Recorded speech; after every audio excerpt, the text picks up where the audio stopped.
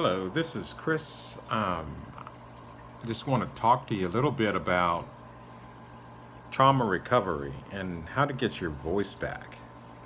I know one thing that is very difficult when you are experiencing any type of trauma, be it physical, sexual, or emotional trauma.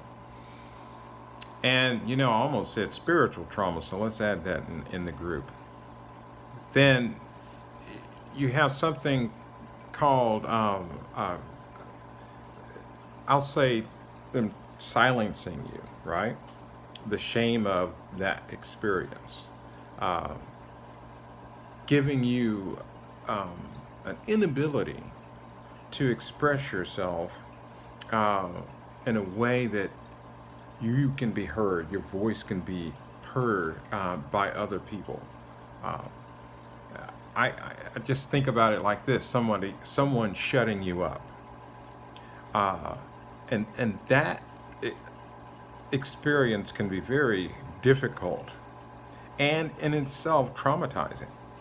How? Well, it's because you know we were given this mouth and these vocal cords so that we could talk, so that we could articulate our hopes, our dreams, our aspirations, so that we could communicate to the world, right?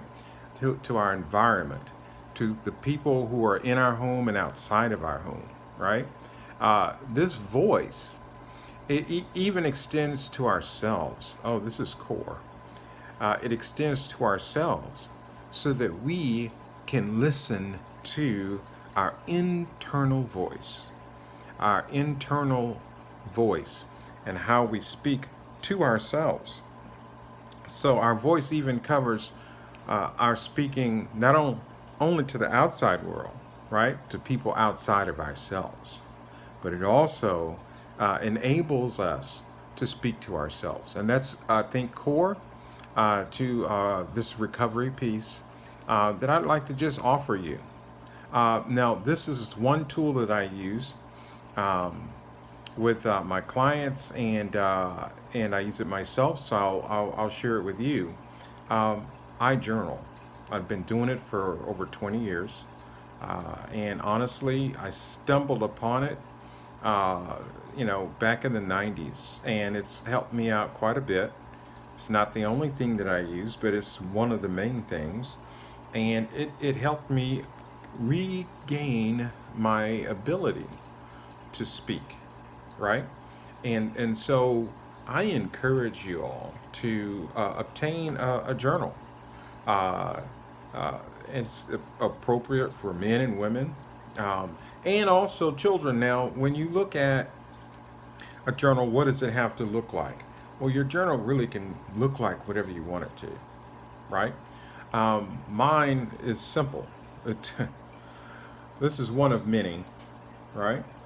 And I just, this is my journal. I've had this one for since 2013, but I buy one every 6 months because I generally write that much, and I don't write every day, but I write whenever the mood hits me. And so when I do that, it allows me to do things in this journal that I really don't feel maybe at times safe or appropriate to share, or with other people. And so I could share it with my journal, with myself. And what this does is this gives me um, a bit of my voice back, and it allows me to speak in a safe space. So I encourage you all to do the same. You can also get a flip book. You can buy it from Barnes and Noble or wherever you want to buy it from, a sketchbook. Or you could sketch in your journal. I have a box of crayons, honestly, that I use for that purpose. And you can use map pencils, markers, or whatever you feel like.